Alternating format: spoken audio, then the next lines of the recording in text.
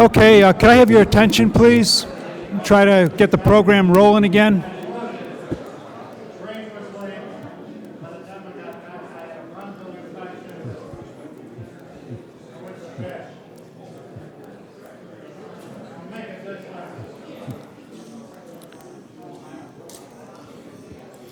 Well, hopefully a little shot of coffee will kind of get everybody jacked up again.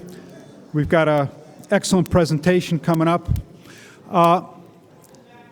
It's really great to see so many people who have been coming to these symposiums over the years.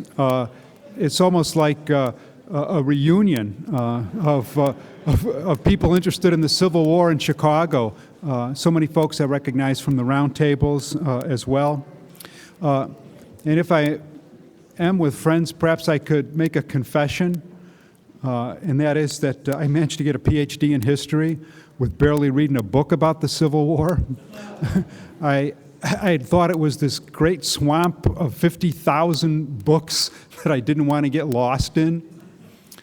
And I only came to this subject because of two people whom I met when they were my graduate students, and that's Mary Abro and Rob Girardi, both who've been presidents of the Chicago Civil War Roundtable. And it was their enthusiasm that made me interested in the subject, and there's nothing that I've enjoyed more in being an historian than studying the Civil War ever since. And so I owe them a great debt of gratitude, and always reminds me of that saying that if you become a teacher, by your students you'll be taught.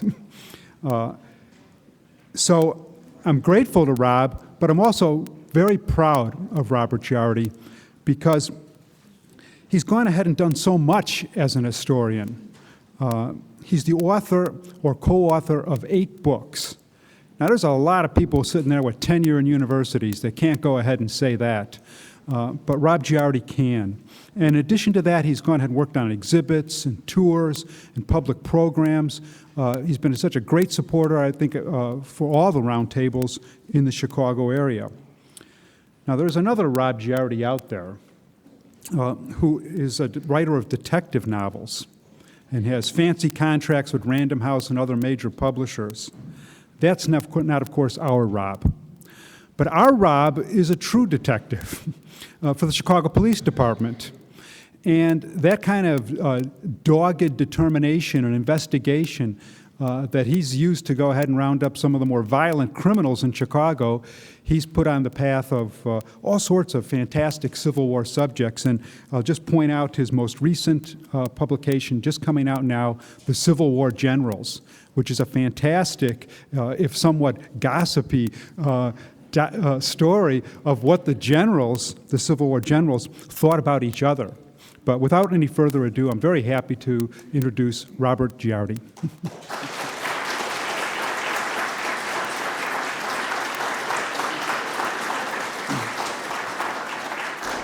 Boy, I wish I was that guy. Actually, I'm honored to be here, honored to be introduced by Ted, who in many ways is a mentor and inspired me when I was a fledgling historian, that I could become maybe a real one day when I grow up. No comments, please, from those who know me. Today we're going to look a little bit at the Union High Command in Chancellorsville. In the spring of 1863, the Union Army of the Potomac was preparing to launch its annual spring offensive against Robert E. Lee's Army of Northern Virginia. The Army of the Potomac had been heavily reinforced with a new commander and a new organization, and all odds seemed to favor a Union success. Major General Joseph Hooker, the new Union commander, had reorganized and reinvigorated the Army of the Potomac, which after the Battle at Fredericksburg had become a disorganized mob.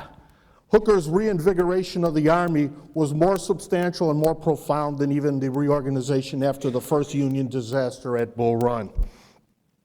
But when Hooker wielded this mighty host, something unraveled. Despite his masterful planning and his deception of Robert E. Lee, when the armies came into contact on the field, something happened. Chancellorsville, which could have gone down in history as Hooker's masterpiece, is instead regarded as Lee's greatest victory. Hooker rose to command because of the failure of Ambrose Burnside in his short tenure as commander of the Army of the Potomac. At Fredericksburg in December of 1862, Burnside's plan, which Lincoln favored only if Burnside could move quickly, unraveled due to administrative failures at Washington. And Burnside, instead of being able to attack quickly and put his plan into effect, was stalled and his attack broke down. The battlefield tactical fighting at Fredericksburg was not the way Burnside planned it to be, but ultimately it led to the breakdown of the Union Army, especially among members of the high command. In the aftermath of Fredericksburg, Burnside tried yet one more campaign in January of 1863, a campaign that is infamously known as the Mud March. On December 30th, before this campaign went forward, which many of Burnside's senior generals objected to, two of them, emissaries from two Grand Division commanders, commanders over two corps, went and had a private audience with President Lincoln. Generals John Cochrane and John Newton met with the president on behalf of Generals Franklin and Baldy Smith. They told the president that Burnside was leading the army to disaster and needed to be replaced. The cancerous elements in the Army of the Potomac had caused, this cancerous element has come to be known as the Revolt of the Generals. Lincoln let Burnside know of this, and subsequently the Mud March campaign, Burnside's grand campaign to operate, broke down because of torrential rains in which the Union Army literally became bogged down in the mud. Wagons sank up to the hubs of their wheels and couldn't be moved. And despite lots of taunts from the Confederates who were showing the way to Richmond, Burnside was forced to ingloriously pull back once he could dig himself out of the mud. Because of the joint failures, the opposition of his high commanders, Burnside responded to this by issuing a general order relieving 10 of his senior commanders from command. And he met with Lincoln and said, "Fulfill this order or take my resignation."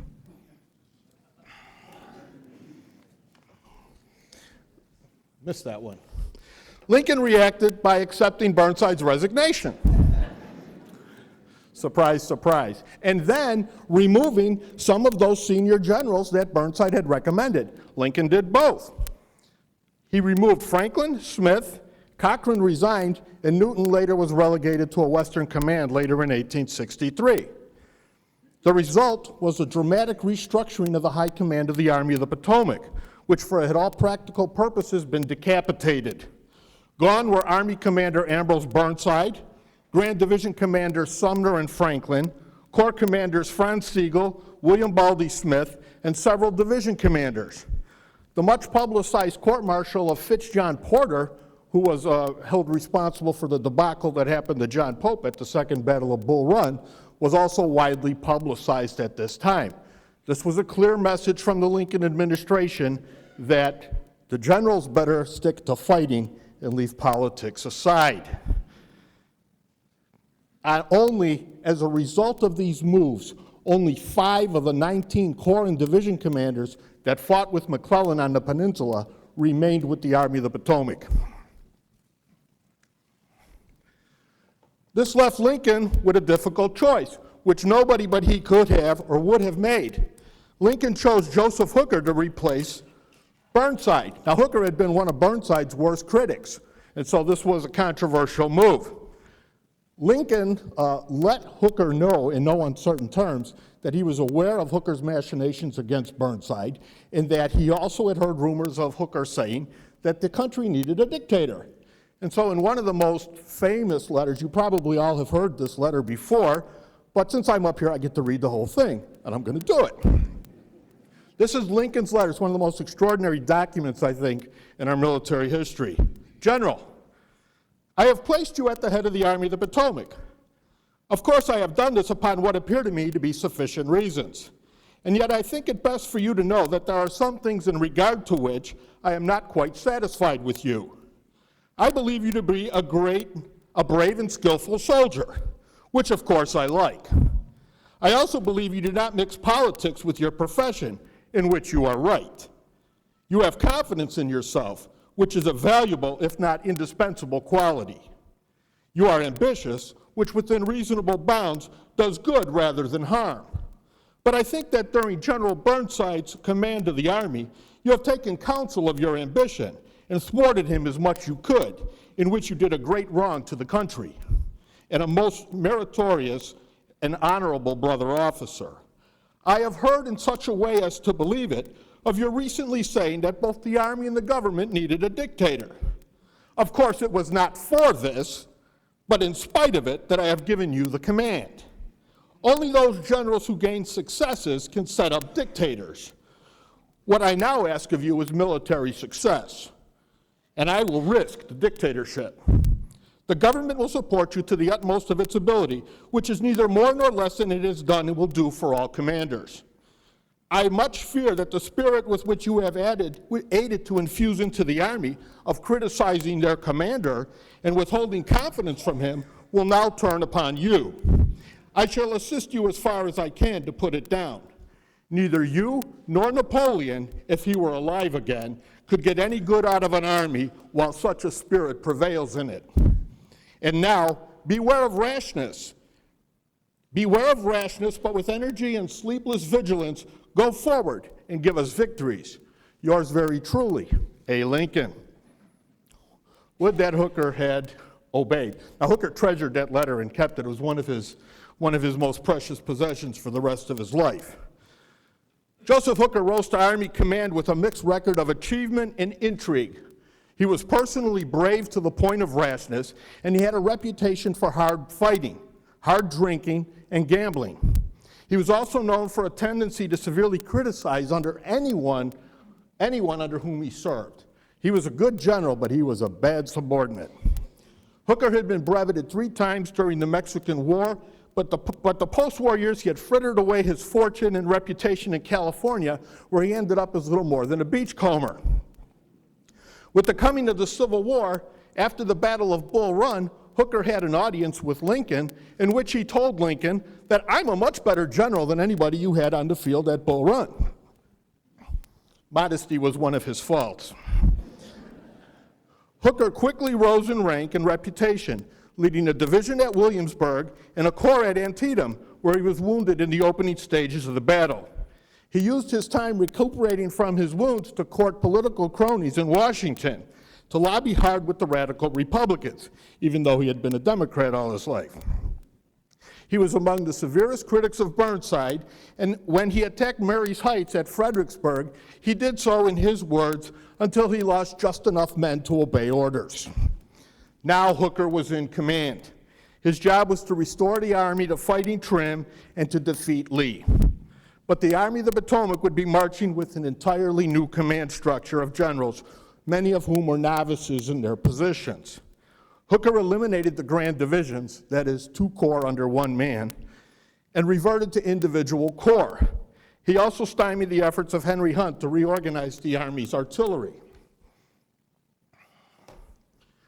The Confederates came into the spring campaign on a high note.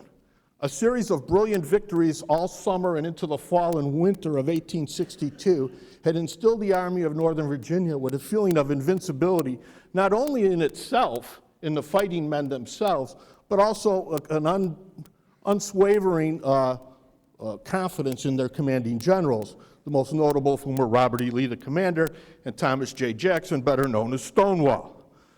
Lee had lost men at Fredericksburg, but the attrition in the Confederate high command was nowhere near what it had been, both in outright kills on the battlefield or removals after the battle. So Lee was bringing his top-notch guys onto the battlefield. Lee went into the campaign with a reduced force because 2 divisions of James Longstreet were operating in the Suffolk, Virginia area, operating against Federal threats to their lines of supplies. And so Lee was coming forward outnumbered, but certainly not feeling out of sorts about it. As part of Hooker's reorganization and revitalization of the Army, he ordered that each Army Corps adopt a unique badge, or a Corps badge.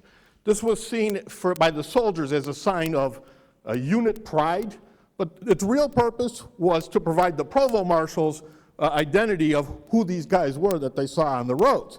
If you were in the 1st Corps and you were supposed to be at Fredericksburg, what are you doing in Washington? So it was really a very sneaky tactic to police the troops. But these corps badges were idolized by the troops and became symbols of unit pride. In addition to the corps badges, Hooker saw to it, more importantly, that the men were well armed, clothed, and paid. Many of them had not been paid in months. He saw to their creature comforts as well as their pride, engaging them in frequent drills and dress parades. He actually re-McClellanized the Army. He made it in his own form. And I think his soldiers loved him every bit as much as they had loved McClellan. The result was a fine-tuned, highly charged army, eager to prove itself in battle. Hooker had devised a grand scheme. Under cover of several diversionary moves, he would make a flank march against the Confederate left. To do this, he would march 3 corps 25 miles west of Fredericksburg, where Lee had his army situated, cross the Rappahannock River at Kelly's Ford, and then cross the Rapidan River. He would leave 2 corps at Fredericksburg to occupy Lee's attention while the main bulk of his army went on this wide flanking march. Lee would then, his cavalry was sent out on a long raid to go deep into the Confederacy, threaten Richmond, break railroad connections and other communications, and thus not only cripple Lee's mobility, but also keep him guessing as to where and when Hooker was going to strike. He would force Lee to come out and fight him at a tactical disadvantage. Now, we're not going to go into any kind of a detailed analysis of the Battle of Chancellorsville, but we do have to understand what happened in order to assess the performance of some of these generals in their new positions. Hooker's original plan was for Stoneman's cavalry to leave about April 13th and go on this wide flanking march of destruction. But heavy rains started falling, and after an advance of only 25 miles, Stoneman's cavalry was crippled for the next 2 weeks, which severely thwarted Hooker's attempts to disrupt Lee's communications. Between April 27th and April 30th, Hooker started his march. He left 2 corps, the 1st and the 6th Corps, and elements of the 3rd Corps in front of Fredericksburg.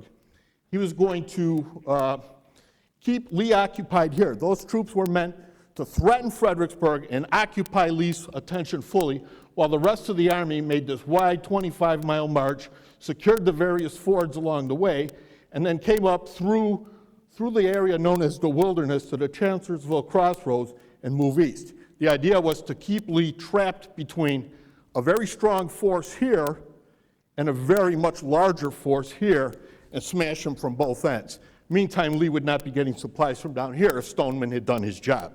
That's the idea. And it started to work.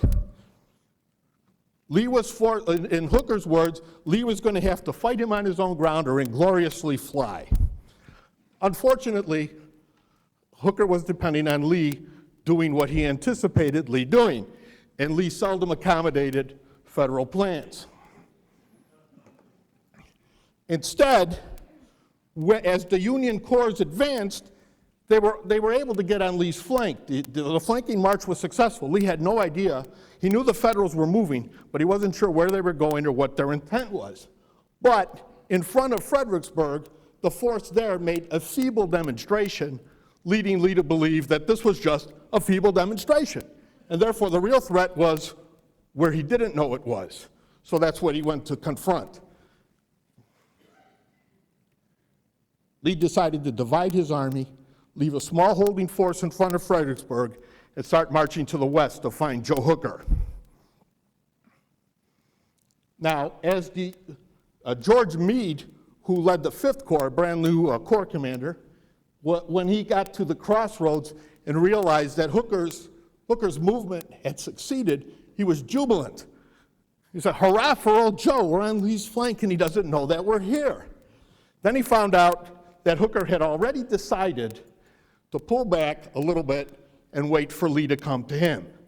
This was further locked down when the lead elements of Meade's corps went forward and George Sykes' division encountered Confederate opposition, started to bring on a battle, started to call for reinforcements, and Hooker called everybody back, giving up the initiative. Many people think that this was the end of the campaign, that this was Hooker's critical mistake.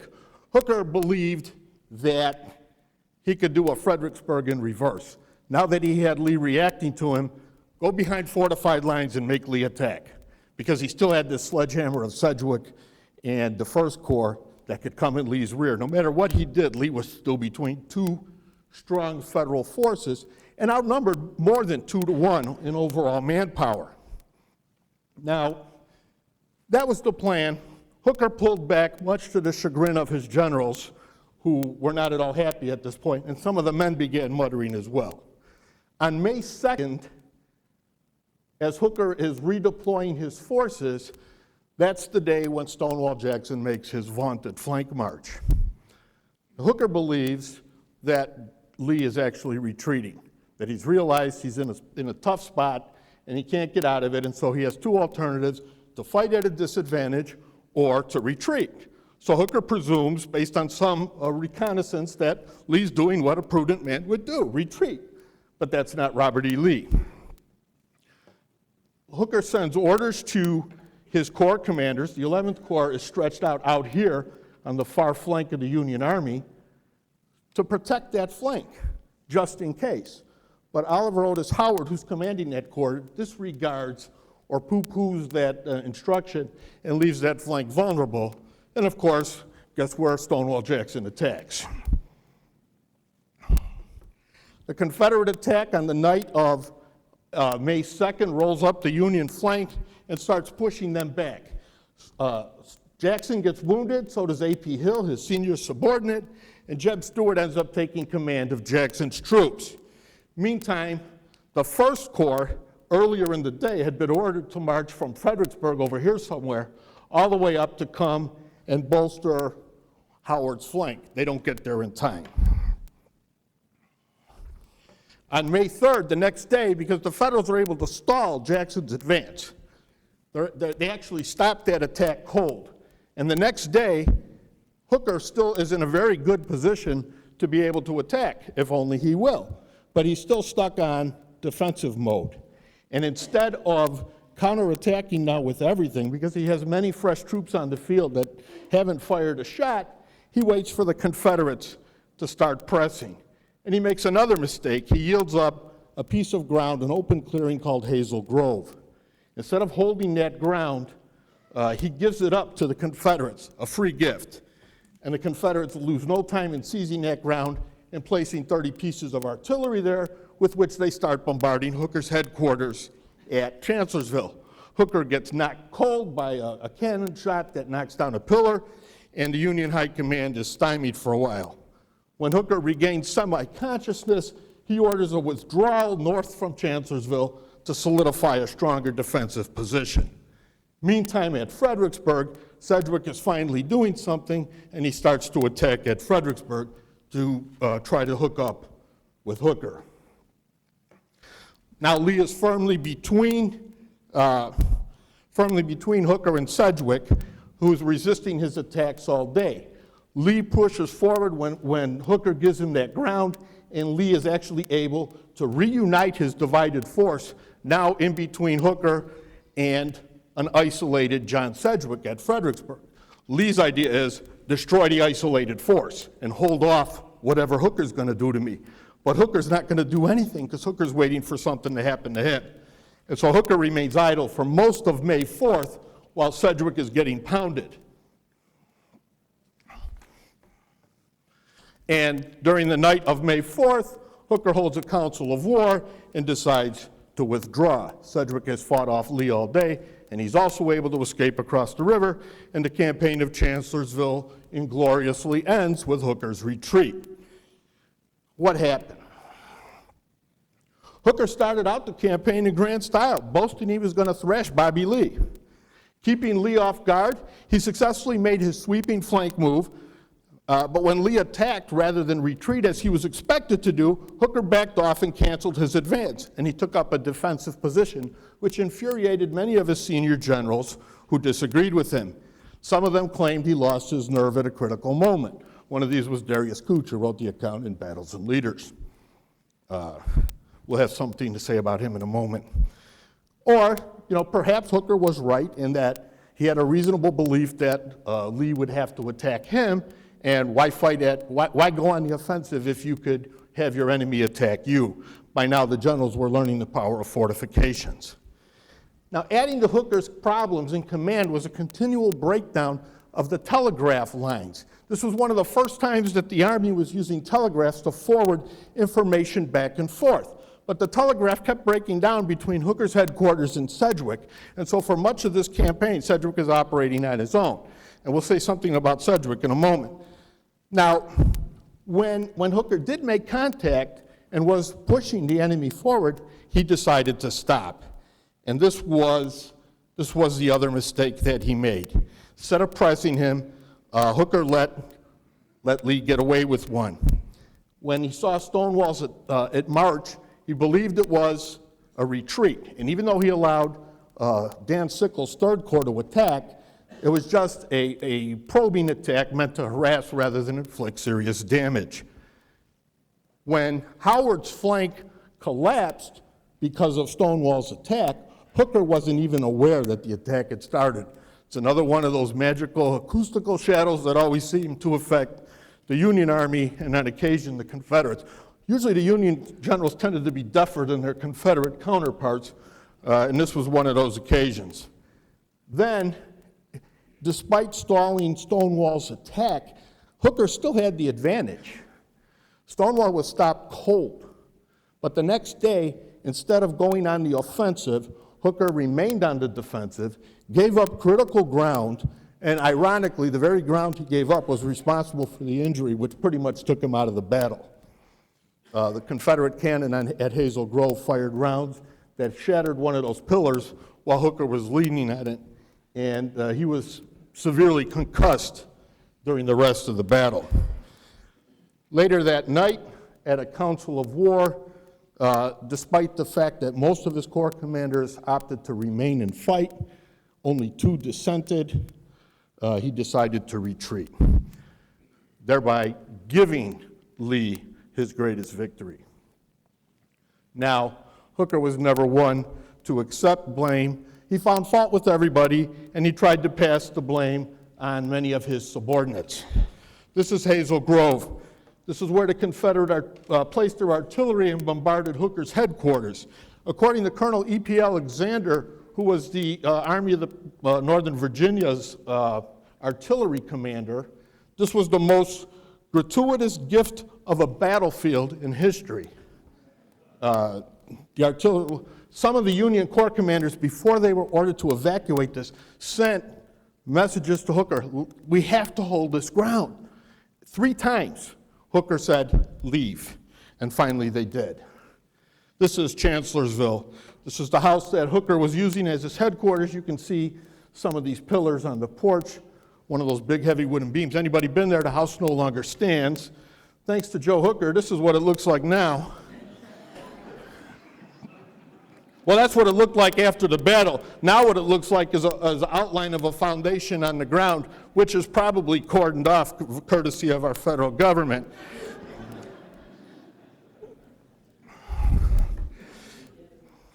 So after the battle, Chancellorsville was in ruins, and so was Hooker's master plan.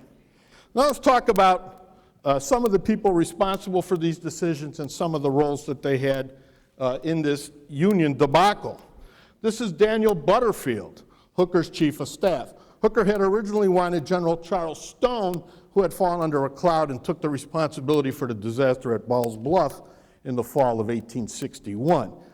Stone was still persona non grata, and so Hooker adopted Dan Butterfield as his chief of staff when another man, Governor Warren, who we'll talk about in a second, refused the job, preferring to be the engineer. Butterfield had no formal military education. He joined the Army as a sergeant of militia in 1861. But using his political connections, he was commissioned colonel of the 12th New York Infantry. He rose rapidly to brigade and division command, and at Fredericksburg, he was the commander of the 5th Corps. He is credited with composing taps. Although he was brave under fire, he was not universally liked. One general called him a corrupt, lying little knave. And G.K. Warren, who knew him from before the war, recalled that, quote, General Butterfield was assistant foreman on a fire engine when he was young in Utica, and he set fire to a church thinking to get there first and put it out. But the church burned down before they got there, and his father had to build a new church to keep him out of jail. Butterfield would soon be inseparable from Hooker and Dan Sickles. One soldier opined that Butterfield was not a very good chief of staff, but that he is the most thoroughly hated by all the officers at headquarters as a meddling, over-conceited fellow. Butterfield assisted Hooker in restoring the Army's morale, and during the campaign he issued orders in Hooker's name and did his best to facilitate the new telegraph lines that kept breaking down. But Butterfield was ineffective in making sure that the Corps commanders understood and acted upon Hooker's intentions. And so his role was really being performed by this man, Brigadier General Governor Kemble Warren. Warren was a graduate of West Point, class of 1850, Army engineer, and he had a small demi-brigade during the early years of the war, rising from lieutenant colonel of the 5th New York to a brigade commander at the Second Battle of Bull Run, where he threw his couple of regiments into the face of Longstreet's attack for about 8.5 minutes, took severe casualties, but slowed Longstreet down just enough for John Pope to save his hindquarters. Warren was approached by Hooker to be his chief of staff, but Warren rather would be chief engineer. In fact, he ended up doing both jobs. In the weeks before the campaign, Warren and his staff explored the area of operations, the wilderness, and he prepared the most exact map of the Chancellorsville wilderness battlefield that had ever been done. Warren knew every precise detail on almost every road and path in the area. When the 11th Corps got routed as a result of Stonewall's attack, Warren was at the front, and he helped create a secondary line of defense, putting artillery into position to slow Stonewall down. During the rest of the campaign, Warren acted as Hooker's eyes and ears, and some would argue his brains. Instead of Butterfield making these decisions, the Corps commanders leaned upon Warren, and on several occasions actually asked him to issue orders in Hooker's name, instead of taking the responsibility themselves. Warren did not do it, but he did go on his own to Fredericksburg to help coordinate the activities of Sedgwick and to get Sedgwick moving to support Hooker's greater scheme. At the Council of War, Warren was an advocate of continuing to fight and not retreat, but when retreat was called for, it was Warren who designed the field works and the defenses to cover the Army's retreat back to Northland. Talk a little bit about Stoneman. Stoneman was new to the Cavalry Corps Command, and this was one of the first times finally that the Union Army was going to use its cavalry as a fighting strike force rather than piecemeal camp guards and recon forces. Stoneman was supposed to begin his mission on April 13th. He advanced 25 miles. Heavy rains forced him to stop, and it was not until April 28th that he resumed his offensive. He divided his command into 3 parts. Part of this dispersion of forces and tried to creating confusion and fog in Lee's mind. So under his 3 division commanders, he sent them to the 3 winds to disrupt Lee's communications. By May 8th, the cavalry had fought numerous skirmishes, cut Lee's telegraph in 5 places, burned 22 bridges, severed the railroads in 7 places, burned 5 canal boats, 3 depots, and 4 supply trains. They also captured 300 horses and mules, as well as liberating 450 slaves. The results, however, had little impact on the campaign itself. Stoneman had done well, but he'd worn his cavalry out. 1,000 horses had broken down during the course of his raid. The only real positive result was that in this action, the Union cavalry came of age. It gained enormous pride and confidence in itself. Never again would it be inferior. But Stoneman had not materially affected the campaign as far as Joe Hooker was concerned. We'll go out of order here to talk about Oliver Otis Howard, a West Point graduate, a graduate of Bowdoin College, where Joshua Chamberlain had gone. Pre-war, he was a veteran of the Army in the Seminole Wars. He married, and he was a very religious man. He was a brave leader in the opening stages of the war, lost an arm in combat, quickly rose to division command, and at Antietam, where he led a division, he replaced Franz Sigel afterwards as the commander of the 11th Corps, a move that was wildly unpopular with the German, mostly German ethnic regiments that made up the 11th Corps. The men hated Howard. He was new to Corps command, he was not popular with his men, and his men did not like his self-righteous, holier-than-thou attitude. So he's not in a good spot. On May 2nd, he ends up in a worse spot when he disobeys or ignores, thinking Stonewall's retreating, why bother? He refuses to believe any of the indications that a massive attack is coming, and he earned the reputation of uh-oh Howard when Stonewall's Confederates came crashing into his flank. Now, Howard is responsible for that. Only one of Howard's subordinates, Carl Schurz, he took his division and he tried to refuse the flank. The flank is up there like that. Schurz bent it back this way to try to prevent the Confederates from being able to roll up the Union line. He was only partially successful. His troops did get overrun, but he was the only element of the 11th Corps that was able to forestall some of Stonewall's momentum that day. Now, Hooker never forgave Howard for this, nor did Howard's men. A frantic Howard was seen on the battlefield riding back and forth trying to rally his men who were mostly ignoring him, and later he wrote that he was hoping that he would be killed rather than survive the disaster. Hooker later wrote of Howard, quote, if he was not born in petticoats, he ought to have been, and he ought to wear them. He was always taken up with Sunday schools and the temperance cause. Those things are all very good, you know, but have little to do with commanding an Army Corps. He would command a prayer meeting with a good deal more ability than he would an army.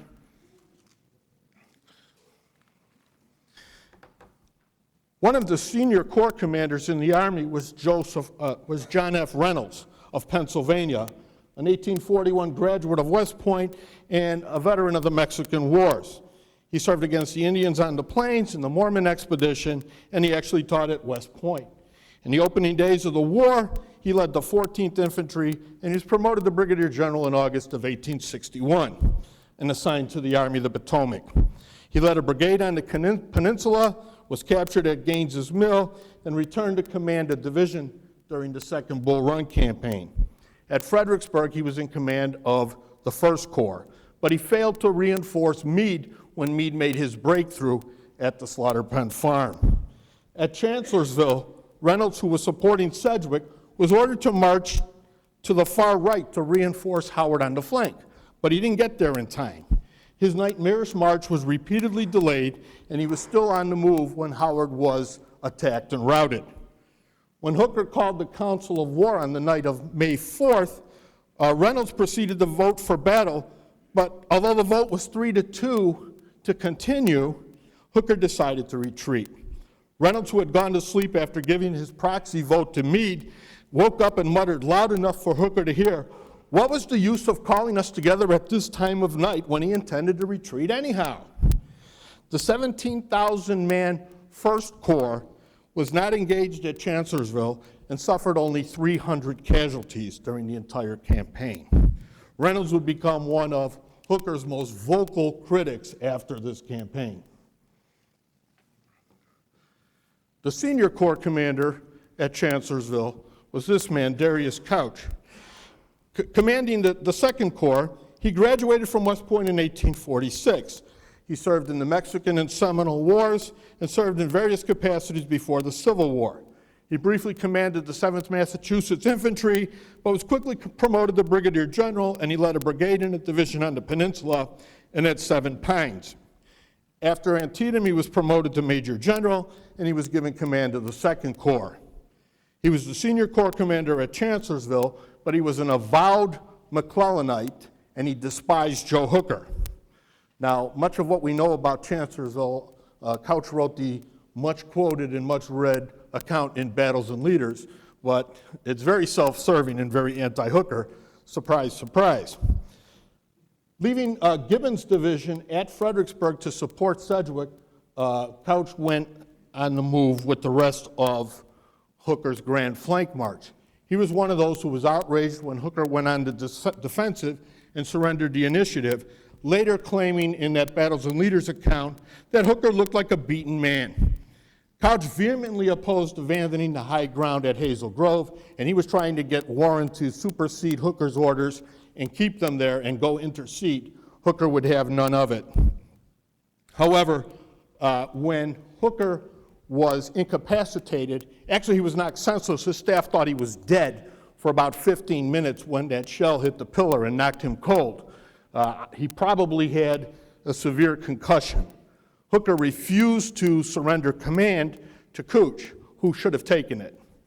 At that moment, I believe he became Darius Slouch as opposed to Darius Couch. He had every reasonable expectation of taking command from an incapacitated general. Success forgives much, so he would not have been putting his reputation or his position on the line.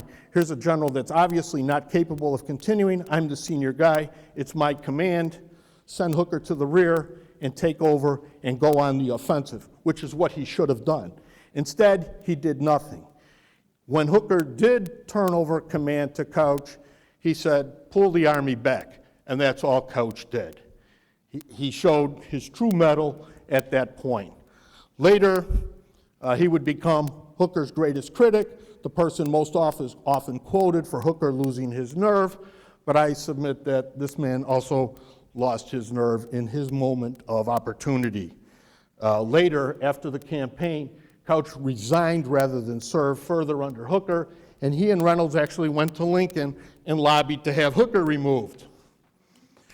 Now this man, Damnable Dan Sickles, a lawyer and Tammany Hall politician, most famous before the Civil War for being the first person to successfully use the temporary insanity defense when he murdered his wife's lover in front of the White House, Philip Barton Key, and then engaged lawyers, among whom was Edwin Stanton, to get him off successfully.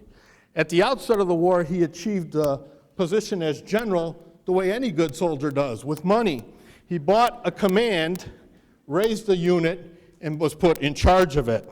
But he was actually a pretty good battlefield commander. And he missed a couple of battles, however, to recruit his units. At Chancellorsville, he's one of the most aggressive guys on the field.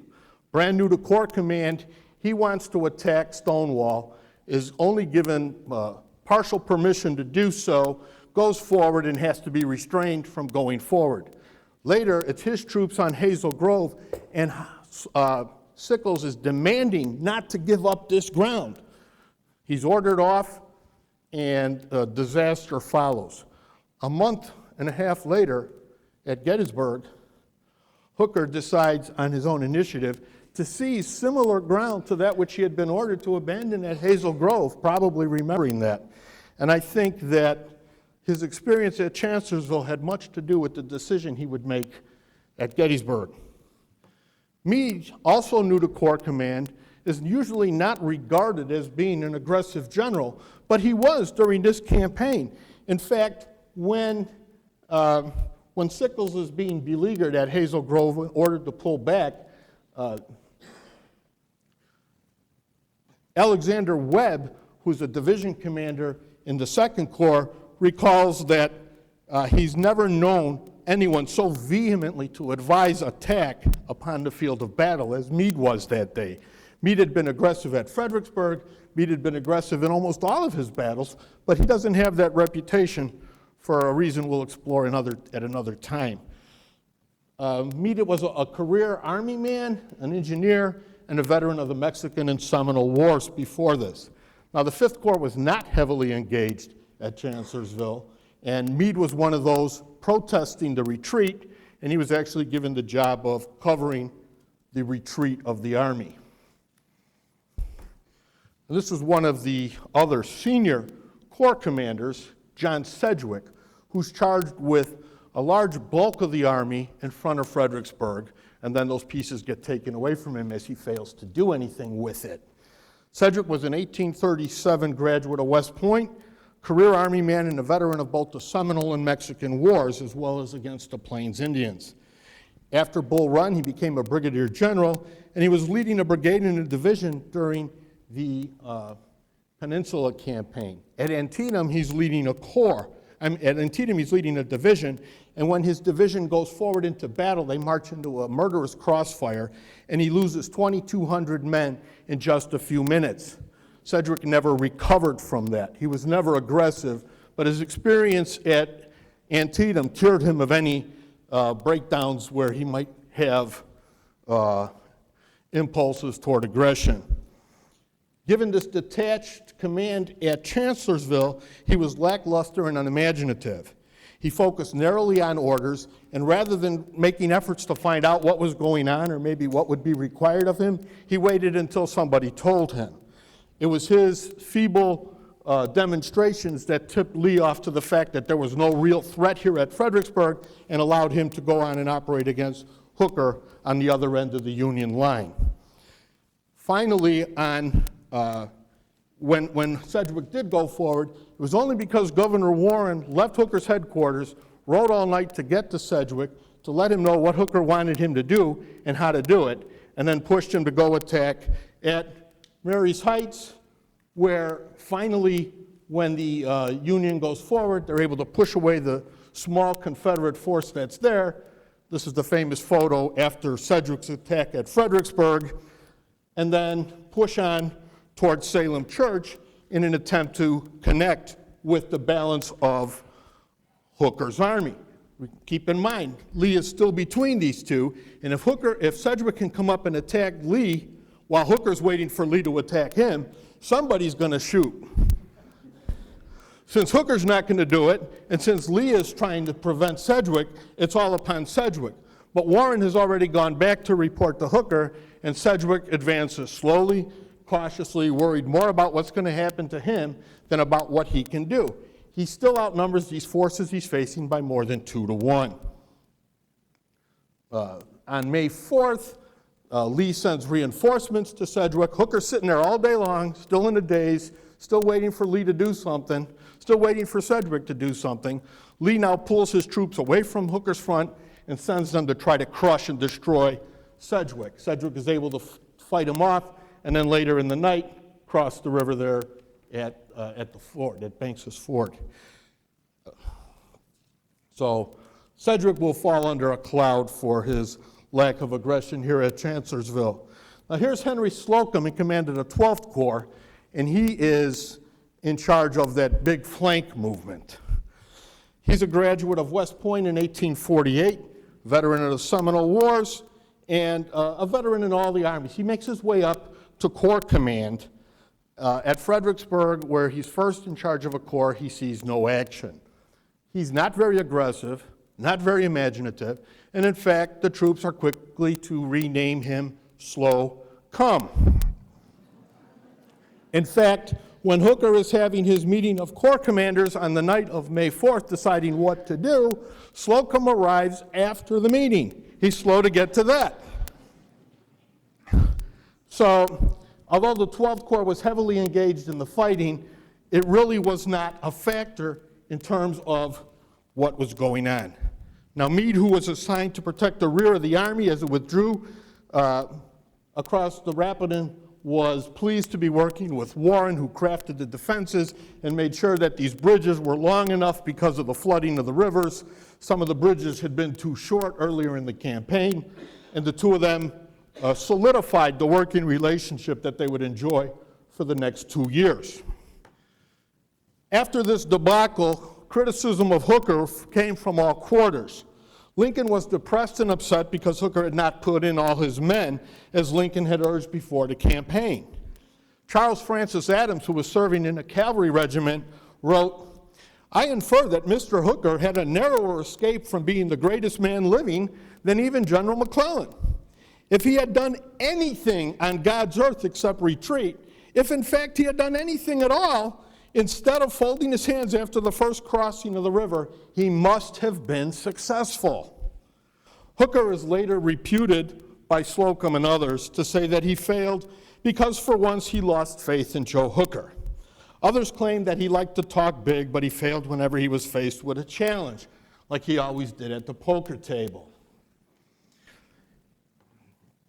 Instead of a great victory, despite losing 13,000 men to the Federals, 17,000, and losing his best lieutenant, the Confederate commander, the Confederates consider Chancellorsville to be Lee's greatest battle.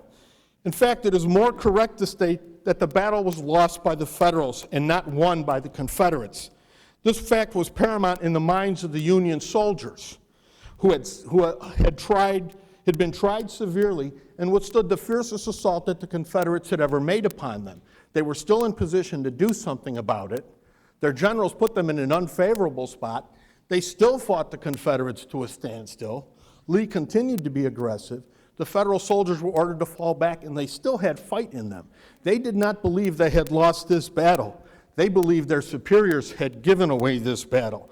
And that realization, I think, the disaster and the being cheated of a victory for the first time in the Army of the Potomac, this would have been a really signal achievement that they all knew they should have gotten, and they all knew they could have gotten were it not for their commanders.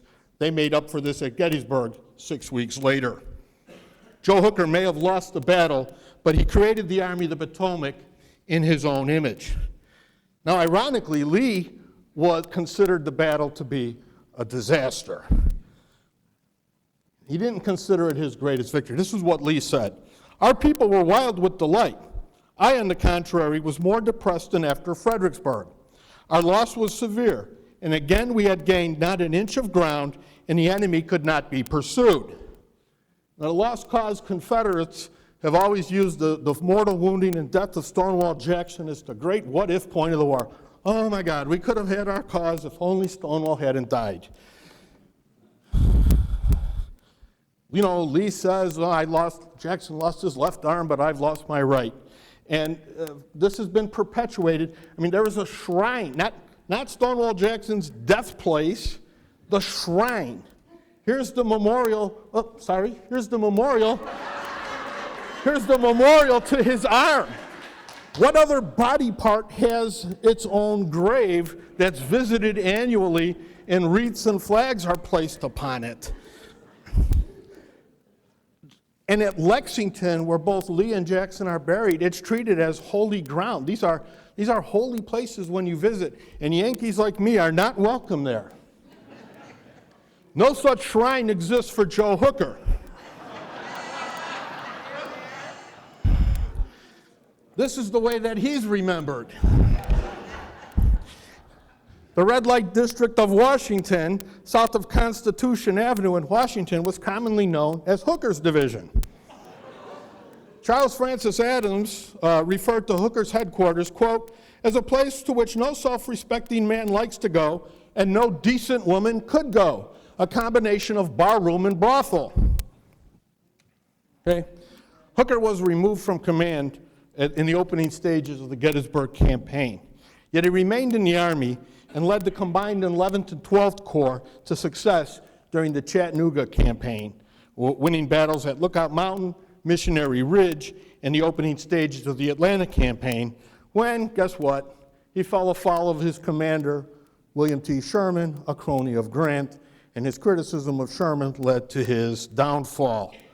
Hooker was outraged when he was replaced, not by John Logan, who won the Battle of Atlanta with his heroic charge and his monument, but by Howard. Both Hooker and John Logan had superior claims to the position. Hooker never forgave Howard for the disaster at Chancellorsville and could not forget or ignore this intentional slight to himself. He resigned from the Army in protest. But afterwards, he commanded the Department of the North, Indiana, Illinois, Michigan, and Ohio, until the end of the war. Hooker lost the Battle of Chancellorsville for some good reasons and some bad ones. He had an untrained corps of subordinates new to their positions. They had every advantage. They just didn't have enough confidence in themselves to see it through. Thank you.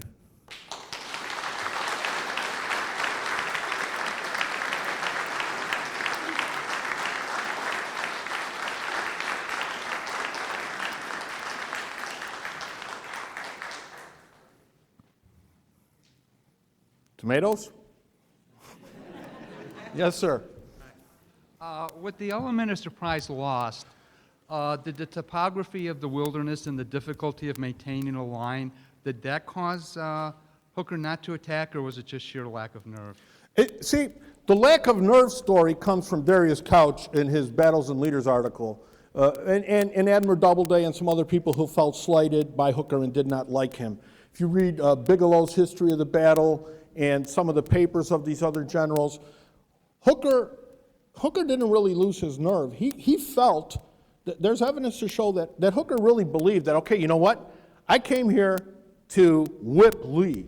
Now, what's the best way of whipping him? The Union Army had just fought a debacle at Fredericksburg. And Hooker, who said himself that he only attacked hard enough to lose the required number of men, was aware of. One of the myths of Civil War is that the generals didn't learn about defenses. They did. They still thought there were good reasons to do it, but they knew what the bad reasons were. And Hooker felt it would be better, I've got Lee on the run. I've got him here, and if the cavalry's operating here, he's got no choice. He has to attack. Why the hell should I go on the offensive? Let him bloody his nose hitting me for once, and then I can crush him. So there's that part of it. Whether or not that's in his mind, there's some evidence that it was. So it's not just, oh, well, here's Lee, what do I do? I mean, hiding in these trees. That's not what it was about. He had some good reasons. Now, the bad reasons, the pullback from, I think the evening attack rattled him when he saw the whole 11th Corps being destroyed in front of him and not even being aware of it. He tries to forestall that. He actually does. He cripples that attack. Actually, Longstreet's attack at Gettysburg will make more forward progress than Stonewall did at Chancellorsville. So Stonewall's great attack is really stopped. It doesn't succeed. It succeeds in destroying the 11th Corps, not the Army of the Potomac. The Army of the Potomac the next day, if they had gone on the offensive, could have still dealt a death blow to Lee, who was still separate. It's only when Hooker makes the really bad decision of pulling back from Hazel Grove that he gives the Confederates the opportunity to attack while that movement is in progress, reunite their two pieces, and then try to operate against Sedgwick. Okay, thank you. The other bad mistake is by Darius Couch not taking command. Yes, sir. Rob, really an excellent presentation. Thank you very much. I appreciate your defense of the 11th Corps. Is there any other comments you could make about them, keeping in mind that, of course, after Gettysburg, the 11th Corps was disbanded because its reputation had... Right, they were consolidated with the 12th Corps to go relieve Chattanooga. It sounds as though, in your view, that's 11th Corps has been unfairly blamed for what happened at Chancellorsville. Somebody has to be blamed for a disaster. Aren't you paying attention? The 11th Corps had, you had the perfect opportunity. Here you have Germans. I mean, come on, you got this immigrant, they're not Native Americans, they don't speak the lingo. They've got generals named Schimmelfennig and Schurz and Krzyzanowski and, those great Irish names or those great Anglo-Saxon names leading the army. No, they're despised as a unit, and so they make great scapegoats, especially when they have an idiot in command. Thank you. You want to know what I really think? Anybody else? Well, thank you.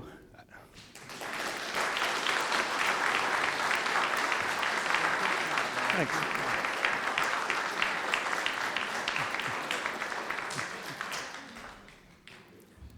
We're going to go ahead and just take just a brief minute or two. We have to reset the recording mechanism. We're going to break for lunch after our next presentation.